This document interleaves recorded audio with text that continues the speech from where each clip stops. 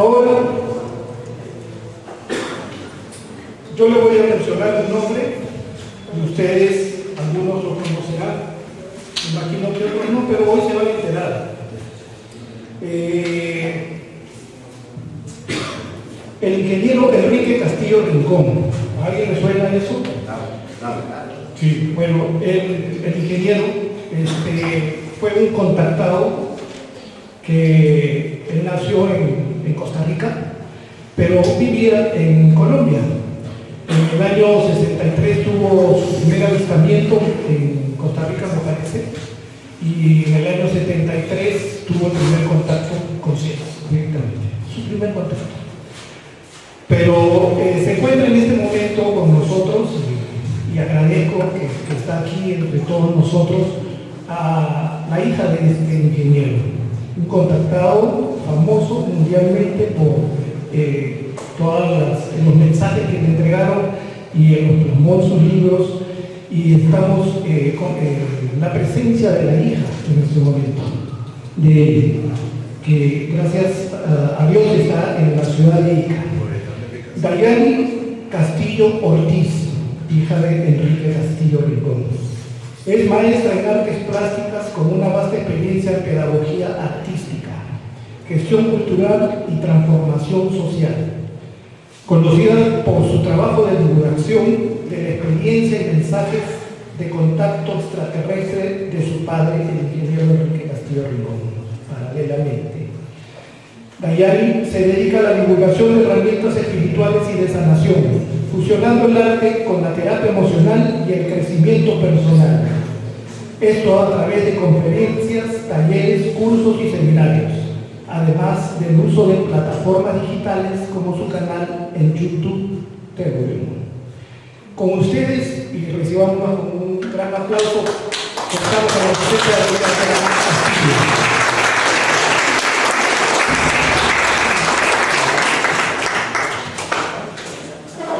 Bienvenida a la ciudad de Ica. Ahora personalmente cuéntanos las experiencias que tienes con tu padre y para que todos lo conozcan y se conozcan a ti. Gracias, José. Muy buenas noches para todos. Muchas gracias por esta invitación, por este espacio, Alex, a todos ustedes. Estoy muy emocionada de poder salir. Esta es mi primera salida de Colombia a contar esta historia de mi padre y ese contacto tan importante que ha sido realmente ovacionado a nivel mundial en su época, en su tiempo. Está considerado uno de los mejores contactados del siglo a nivel planetario por toda la información, por su experiencia recibida. Entonces, me gustaría que alzara la mano quien conoce la historia de mi padre para saber qué tanto les voy a contar desde el inicio.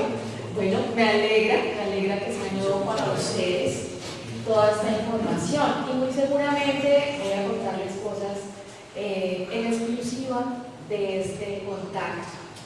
Papá fue un ingeniero de telecomunicaciones costarricense y en el año 63 estaba de visita al presidente Kennedy allí en Costa Rica. Se empezó a ir la luz. Entonces invitaron a los ingenieros a que vengan para acá, ¿qué está pasando? Necesitamos que vayan a mirar las torres del volcán Iguazú a ver cuál era el daño que había.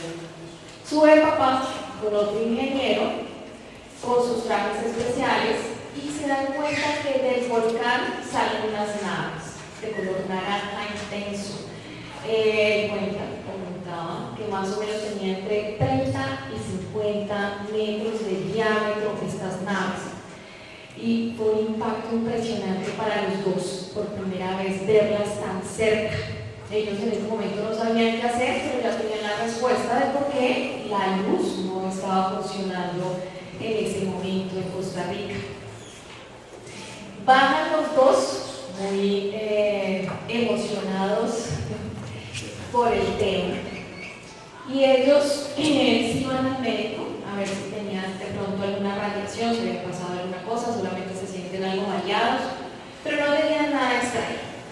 A partir de ahí, papá ya tuvo toda la certeza que existían los platillos voladores y empieza como esa investigación interna a través de todos sus viajes por el mundo, donde trabajaba investigando qué era eso de los ovnis, qué era lo que estaba pasando. Ya había leído por las revistas Duda de esa época y los libros de investigadores en ese momento qué era este fenómeno. Más tarde, ya para el año 69, él se va a trabajar a Caracas, Venezuela. Y por eso siento yo que es tan emocionante esta historia que le pasa a papá, porque es única en su especie.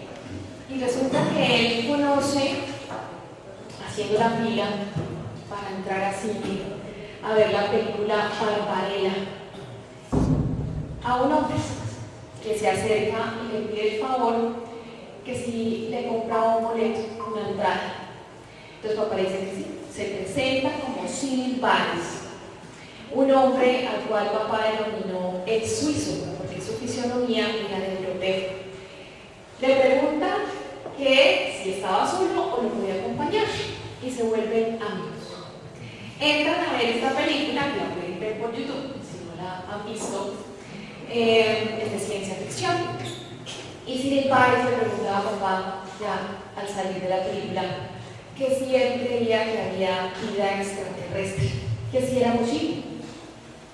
Y papá le responde que claro, que si tenemos esa magnificencia del concepto de Dios, ¿cómo era posible que en este universo tan vasto no existiéramos sino solo nosotros? A partir de ahí generan una amistad muy bonita por unos largos meses, en los cuales tienen unas experiencias particulares. Papá fue sacerdote mormón.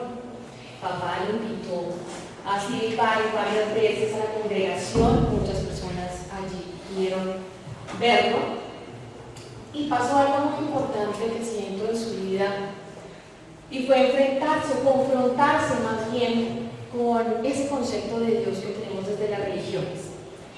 Y sucede que un integrante quería ser sacerdote mormón, quería integrarse. Y si le negaron la entrada simplemente por ser de color negro. En ese momento papá se le confrontó consigo mismo y decía, ese no es el concepto de Dios que tengo sobre él. Y dejó el mormonismo inmediatamente. Ya más tarde, Cyril Valls compartió muchas cosas con papá, como por ejemplo, no le gustaba salir con personas, digamos, ni a departir, ni en reuniones grandes, ni a bailar. Siempre le rechazó todas esas invitaciones a papá. Él decía que venía de Europa, que estaba trabajando por una empresa en particular, pero sí le gustaba compartir con papá cosas especiales como la música clásica. Y también le decía, Enrique, yo quiero saber sobre tu madre, lee esas cartas que te escribe. Y papá siempre contó que era particular su emoción, la de Cyril Valls, cuando las escuchaba. Después de unos meses le dijo que tenía que partir, que tenía que irse, pero que esperaba volverse a ver. Papá se trasladó para Bogotá, Colombia, en el año 73. Empezó una nueva empresa de telecomunicaciones con un amigo ingeniero. Allí conoció a mi madre. Y estando en esta empresa sucede algo grandioso. Y es que reciben una llamada telefónica, la cual recibe mamá, entonces teléfono de disco. Y es una mujer que se llama Karenka. Dice venir de México y que necesitaba contactarse directamente con el ingeniero Enrique Castillo Rincón, que ella era una contactada extraterrestre que pertenecía a un grupo de Marla en México, y que estos seres le habían dado toda la información para contactar a mi padre en Bogotá y que necesitaba hablar con él. Imagínense recibir esa llamada. Obviamente, mamá dijo, todos, interconexión con el teléfono, eso es importante. Y le dice, Enrique, mucho gusto, me han enviado a buscarte. Necesitamos hablar. Tengo que prepararte. Y ella dictó en las principales ciudades de Colombia varias conferencias y talleres acerca de toda la información que ya habían recibido ellos de parte espiritual, de meditación, de cambios internos del ser. Papá, muy emocionado, se va, por supuesto, a esa reunión y asisten. Papá invita a un grupo de personas, incluyendo a mi madre, y asisten a estos cursos. Y allí sale un grupo que después papá funda el ICIFE, el Instituto Colombiano de Fenómenos Extraterrestres en Colombia, que también lo hizo en Venezuela y en Costa Rica. Este grupo eran 13 personas e inician un grupo de contacto dirigido por esta mujer, por Karinka. Los primeros contactos fueron dirigidos por ella mientras les enseñaban al grupo a meditar, a que no se podían hacer este tipo de experiencias si estaba el estómago lleno, que había que tomar líquidos, descansar muy bien y comer levemente para poder llegar al contacto. Y les cuento para los que no saben, papá, después de ser contactado, vino a su país y le enseñó al grupo Rama a hacer la meditación de contacto con los extraterrestres. Después de este encuentro, empiezan a comunicarse con papá y él recibe mensajes telepáticamente y psicográficamente. El primer encuentro que resulta de estas experiencias es el contacto con seres de Andrómeda, unos seres muy avanzados en esta civilización, miles de años, de los cuales hay algo inédito que papá no cuenta o no contó en sus experiencias de dar a conocer esto, porque a él le parecía muy fuerte esto que les voy a contar, pero a mí sí me gusta contarlo. Y es que ellos, para poder de alguna manera describirnos en qué etapa nos encontrábamos, le decían: Enrique, ustedes son como la basura del universo, están en los primeros ciclos evolutivos del ser humano, del hombre cósmico universal, y han tenido grandes retrasos en esa evolución. Y hemos enviado civilizaciones que nos acompañan y que han estado muy cerca también de los procesos evolutivos de ustedes.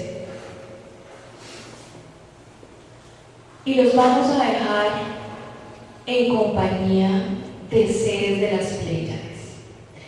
Nosotros somos la hermandad cósmico solar. Hemos creado la vida en este planeta, los hemos creado a ustedes.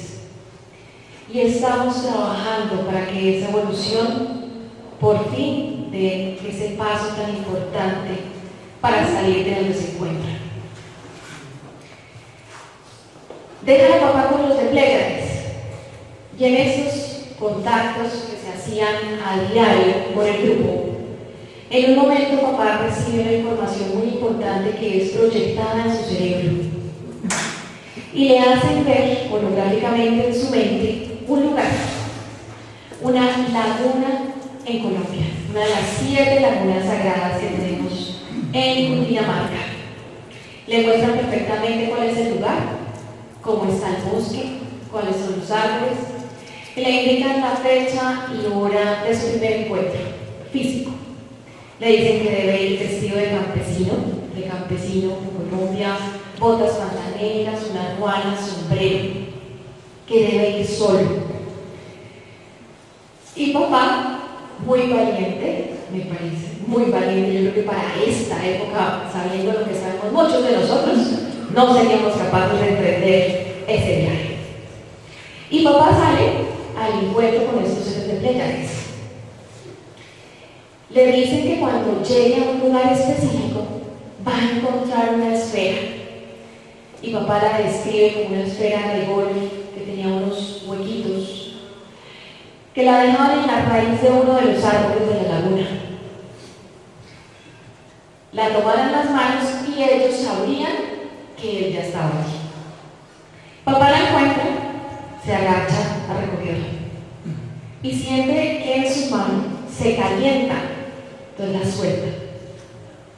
Vuelve a agacharse a recogerla. Y cuando se está incorporando, ve como unas naves están sobre la copa de los árboles de la laguna, pero chorreando agua. Entonces papá inmediatamente se responde en su mente que estaban dentro de la laguna. A partir de ahí empieza a ver unos hombres vestidos de escafandra, unos seres que se acercan a él. Y mentalmente le decían a papá: Enrique, tranquilo, no te vamos a hacer daño. Se lo repitieron muchas veces. Imagino que debe ser muy intenso poder tener esa experiencia en vivo. Y ellos en algún momento le dicen a Enrique: si no estás listo, no te preocupes, lo dejaremos para otro momento. Pero este encuentro es vital para la raza humana. Papá respira y dice: sigamos adelante. Entonces le dicen: ok, Enrique, vamos a acercar una de nuestras naves porque te vamos a subir a bordo. Quédate quieto, no te muevas. Y él ve como una de estas naves se acerca, cual película que ya lo tenemos muy gráfico en nuestras mentes, y baja ese haz de luz y lo cubre. Él empieza a ver que empiezan a saltar las piedras a su alrededor y lo empiezan a elevar. En algún momento él decide mirar hacia abajo y ve que estaba más o menos ya a 15 metros de altura y le dio susto.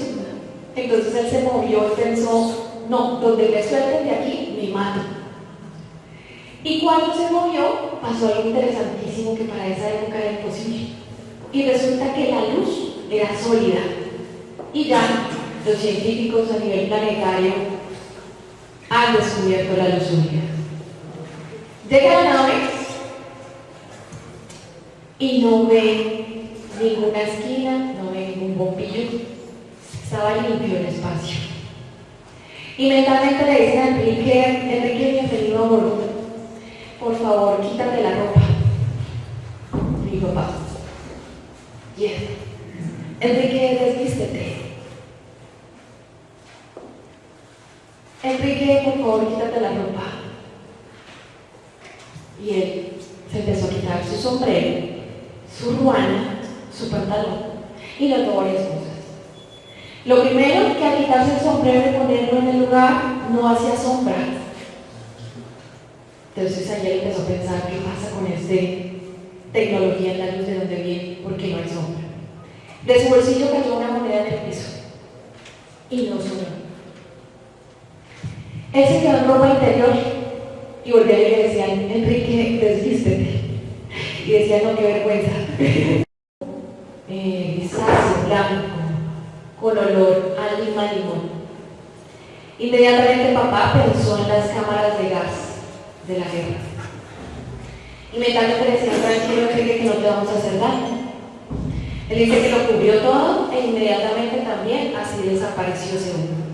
Y le dijeron: Enrique, vístete. Ay, sí, no se demoró, a que le volvieron a repetir. Cuando estuvo vestido, se abrió una compuerta y entraron unos seres. Ese ser que entró y se acercó y le dijo: Enrique, bienvenido. Soy Civil Vice. Y papá: y mucho gusto, soy Enrique Castillo. Enrique, soy Civil Vice. Mucho gusto, soy Enrique Castillo. Enrique, ¿no te acuerdas de mí? Nos conocimos en el cine, en Venezuela. Mi papá se emocionó muchísimo, se abrazaron. Le decían: no puede ser, a ti también te trajeron. Y Civil Vice le dice: no, Enrique, yo soy el comandante de esa nave. Mi nombre es Krishna Merck. Y por eso lo hace tan maravilloso este encuentro, porque nunca fue abducción como muchas personas al contar la historia de papá lo dicen desde ahí. Fue pensado muchos años antes para que eso ocurriera. Le hicieron un seguimiento, lo acompañaron. Y cuando ya vieron que estaba listo, enviaron a alguien más para contarle qué es y cómo funciona. En este primer encuentro, porque tuvo 5 encuentros, se los voy a resumir porque en cada uno hay mucha información. El primer encuentro en esa laguna, lo primero que papá preguntó fue: ¿por qué a mí? ¿Cuál es el concepto de Dios? ¿De dónde viene? Y le dice Krishnamurti a papá: tú sabes por qué te hemos contactado. Venimos de las Pléyades. Entonces papá dijo: uy, ¿entonces ustedes son eternos? ¿Cuánto se demoraron en ese viaje? Y Krishnamurti dice: acabamos de salir. ¿Cómo es posible eso? El concepto de Dios. Y el concepto de Dios no es como lo imaginamos acá en el planeta Tierra. No existen las religiones. No existe un nombre para ese ser. Y ellos lo denominan el gran ignorado. No tiene nombre, no cabe en un concepto, en una simbología. Es el Rey de Reyes, el que lo ha creado absolutamente todo. Le muestran la nave a papá por todos lados, la tripulación, por supuesto, también. Y él queda fascinado con el tema del viaje en el tiempo. Y le enseñan ese cuarto de máquinas que podríamos decir nosotros hoy día. Y él dice: yo quiero saber ustedes cómo mueven esta nave. Y le muestran unos cristales que hace como 2 o 3 días, si no los han visto, búsquenlos en Twitter. Le muestran los cristales memoria. Y así, desde el año 73, papá los ha mencionado, son los cristales, unos diamantes muy grandes. Ellos dicen que los cosechan en otros mundos y que tienen la memoria y la fuerza para hacer el viaje en el tiempo. Papá nos describe que era un diamante al contrario y rotaban muy suavemente. Papá dijo: Krishnamurti, hazlos funcionar, yo quiero ver esa maravilla de colores. Y le dice: no, Enrique, si nosotros moviéramos esta nave a ese ritmo, a esa velocidad, para nosotros serían 5 minutos, pero para ti habrán pasado 200 años. Siguen los contactos, eso es muy importante, porque le hablan a papá nuevamente de qué es lo que va a pasar en este planeta. Y le dicen: Enrique, tenemos noticias. Ustedes van a volver a pasar por una guerra nuclear. Y le hablan de la tercera guerra. Papá, incrédulo sobre eso, queda muy conmocionado. Él duró allí más o menos unas 8 horas y media. Le preguntó también papá a ellos que por qué no se presentan así delante de cualquier persona, que ya era hora, que hay mucha gente que ha estudiado, que sabe el tema. Y antes de dejarlo nuevamente allí, y lo llevan a mostrarle el nuevo sector y el lugar donde iban a tener su segundo encuentro en nave físico. Pero antes le hacen un ejemplo de por qué ellos no hacen una incursión pública. Primero se acercan a una casa de campo, ya de madrugada, y estaba el señor, la señora, ordeñando, ya organizando su día. Y lo que hacen es materializar físicamente la nave para que las personas la vean. Y cuando eso sucede, botaron la leche, salieron corriendo, las vacas bramaban, todo pasó y todos los seres se asustaron. Papá pensó: debe ser porque son personas que no tienen mucho conocimiento. Mueven la nave y la llevan a la vía principal.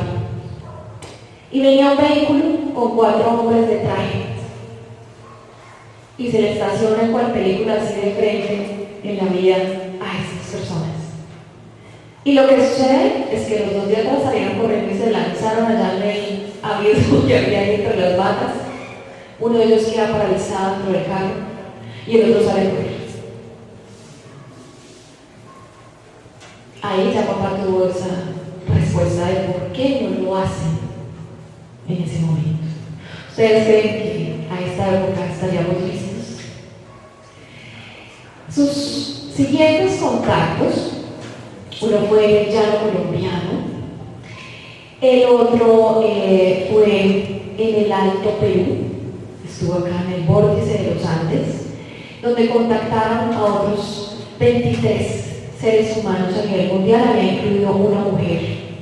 Y allí hubo unas experiencias muy hermosas también, que ahí pongo un punto, y es que papá menciona en sus libros OVNI, Gran Alborada Humana, tomo 1 y 2. Encuentran a un ser maravilloso, que él lo denomina el maestro conocimiento. Cuando todos están allí, este ser sale, y todos piensan que es el Maestro Jesús, porque no físicamente tendría los rasgos, las sandalias, el vestido blanco, y él se presenta como: yo no soy el hombre que ustedes piensan. Yo tengo el 38% del conocimiento del universo. Y les da un mensaje hermosísimo donde da palabras como: soy la montaña, soy el agua, soy el niño, soy la mujer vestida de blanco, soy todo. Es hermoso, está en el primer libro. Después a papá lo llevan también en una nave más pequeña y lo meten en una nave nodriza y lo llevan, lo sacan y va hasta la luna. Cuando él sale del planeta Tierra, él en vida le dijo a muy pocas personas sobre esta experiencia. El cielo era lleno de colores y todo estaba ocupado. No había nada vacío y nada era oscuro como lo vemos acá. Aterriza la nave en la luna. Solo lo dejan observar por los visores que tiene. No le hacen ningún comentario. Bajan esos seres y hacen intercambio con otros seres, porque estaba lleno de naves de la luna. Y papá ve que empiezan a circular diferentes razas en estas naves. Ve un cíclope muy alto, ve un ser de más de 5 metros, humanoide, así como nosotros. Vio unos grises robóticos y vio un ser que lo impactó muchísimo, que cuando nos contó, ya estando de niños, por supuesto, después de todas sus experiencias, fue un ser mosca. Ya me acordé que había una película que en ese tiempo, así que está como vigente, de la mosca. Dijo: es igualito, ya creo que nos contó. Dicho: ¿cómo? Dijo: es un ser supremamente avanzado e inteligente. Y estaba dentro de este grupo de equipo. Le mostraron, simplemente, había unos intercambios entre las razas que están en la luna. Después lo llevaron al foso de las Marianas. Es el lugar más profundo que hay en el mar y que todavía están en investigaciones sobre este tema. Entra el hombre por el mar y él ve que una fuerza repele el agua, entra a las profundidades y lo llevan a un lugar que en este tiempo yo digo es una ciudad interna, un laboratorio. Allá hay varias civilizaciones trabajando por el planeta Tierra, incluidos los seres de Venus, y le muestran un lugar muy especial. Kristamer lo llevan como a un jardín botánico y le dice: Enrique, acá puedes entrar pero no puedes tocar nada, quédate el tiempo que quieras. Y papá allí ve todas las especies de la naturaleza, de flores, de árboles, de vegetación que tenemos a nivel planetario.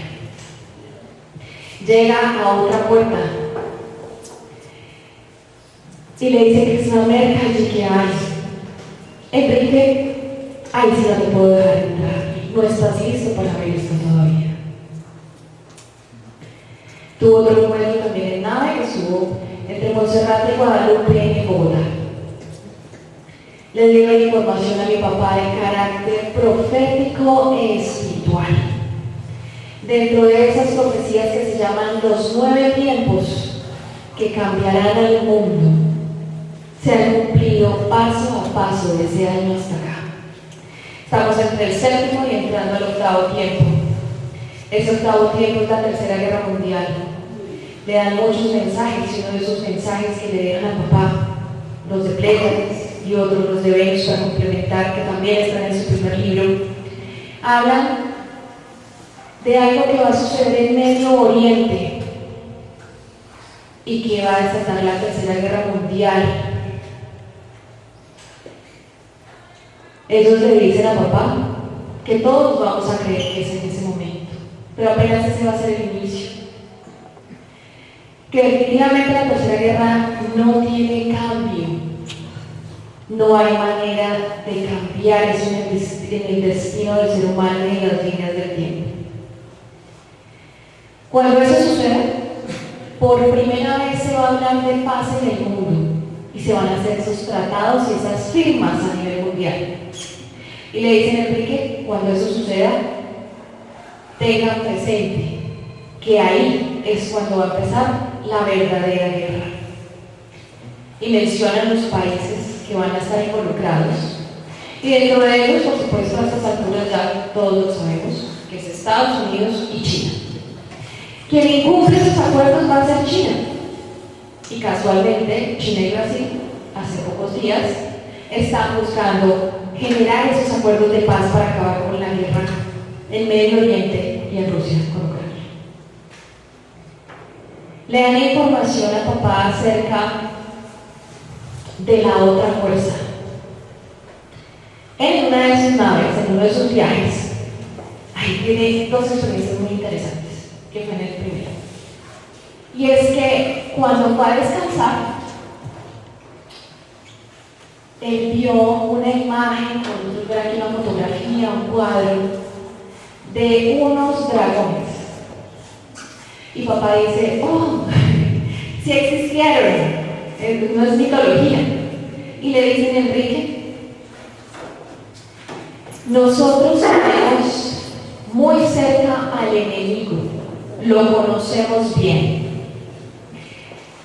Él ha destruido mundos y civilizaciones y está enquistado en tu planeta.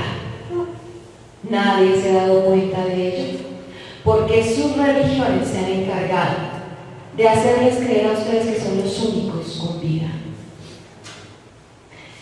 Esa otra fuerza los ha estudiado muy bien y está enquistada en la humanidad. El planeta se encuentra cuarentenado por esa situación y por eso nadie ha podido salir de acá hasta tanto no se solucione ese problema. Estas civilizaciones reptilianas están enquistadas en este planeta aquí y ahora, y están enquistadas en cada uno de los cerebros y las mentes del ser humano. El trabajo a seguir ahora en este despertar no es solamente creer que estamos despiertos por escuchar a otros contactados o a otras personas que dicen canalizar eventos y mensajes espirituales. Ahora ese trabajo está en el ADN, que es despertar esas memorias que traemos de los ancestros venidos de las estrellas, no solamente los que tenemos acá cerca nosotros en este planeta. Esa fuerza nos ha estudiado también que se alimenta de nosotros. Es una fuerza oscura que por civilizaciones la hemos considerado como el mal, como el diablo, como la bruja. Toma formas de acuerdo a la creencia de cada ser humano y así se le presenta. ¿Cómo desaparecerla? ¿Por qué no la sacan? Dicen todos a nivel planetario.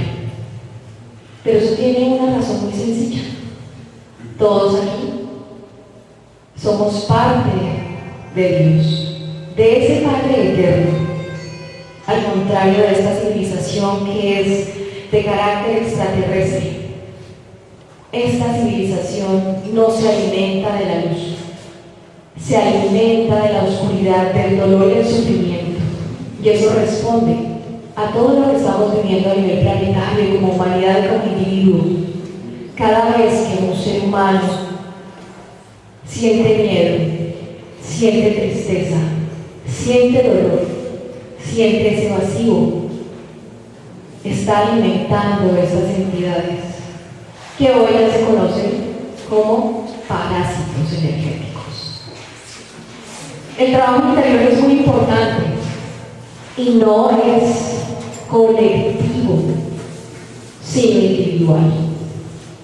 Le dejan a papá información muy importante acerca del ser humano y del espíritu, como por ejemplo que tenemos 18 chakras y que aún aquí conocemos solo 7. De esos 7 chakras, cada uno de sus centros energéticos están conectados con cada uno de los órganos del cuerpo. Entonces eso que nos han venido vendiendo, de que venga yo le alineo los chakras, venga yo se los abro, y la gente paga millonadas porque se los alineen, paga millonadas porque vayan y les impongan las manos y los hagan. Y todo eso obedece a las creencias en las cuales nos han manipulado y nos tiene esta agenda reptiliana a nivel planetario, o esta agenda oscura, haciéndonos creer que tenemos la salvación y que otros van a venir a salvarnos, aún estando muertos.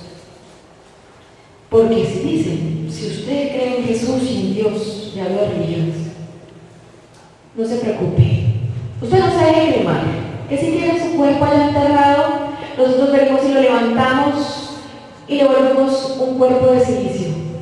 Tenemos las naves aquí arriba y a todos los vamos a salvar. Tenemos las naves y acabamos con el mal y con los reptilianos, salvamos los niños de todos los pedófilos y de todo el mal que hay en el planetario. Cuando ese trabajo es entender quiénes somos, de dónde venimos, y que cada obra, acción y pensamiento que se emana de nosotros tiene una vibración muy fuerte. Somos creadores, somos dioses, y si yo obro hacia el mal, alimento esta fuerza. Pero si yo no entiendo, ese es el verdadero despertar. Transmuto mis energías y elevo mi frecuencia.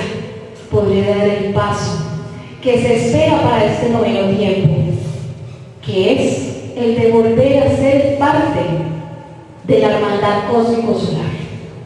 Volver a tener ese contacto de comunicación con grandes civilizaciones a las cuales pertenecemos. Y seguir en este proceso de evolución humana. El mensaje es: no tengan miedo, dejen de buscar salvadores, porque a ninguno lo van a venir a salvar, ni a sanar, ni a llevarse en naves. Tan sencillo, porque la muerte no existe, simplemente es un paso, hay una reencarnación. Le dejan a papá la información que hay 3 cadenas de ADN. Una de ellas es el gen de la vejez, que hace 3 años sacaron al público desde Alemania, donde se dieron cuenta que es una enfermedad y que ya lleva unos avances grandísimos. Le dicen a papá que vamos a tener cáncer, VIH, enfermedades también muy poderosas, tanto que iban a acabar con la humanidad, una de ellas que se espera. Y papá lo vio. El ser humano sangraba por todos los poros y caía. Son esos virus, esas transformaciones que están haciendo en este momento a nivel planetario. Y debemos estar listos y saber que ese noveno tiempo nos espera, pero van a haber grandes cambios a nivel planetario, geológicos, espirituales, políticos y sociales, que van a acabar con gran parte de esta humanidad. Porque nadie se va de aquí vivo en este ente biológico. Todos salimos al morir ese ente biológico. Y ya no hay tiempo, ellos hablan del tiempo del no tiempo.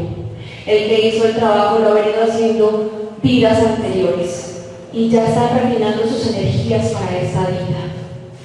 La muerte no existe y que todos volvemos 200 años después. 200 años en los que se cumplirá el noveno tiempo para esas civilizaciones que volverán a sembrar este planeta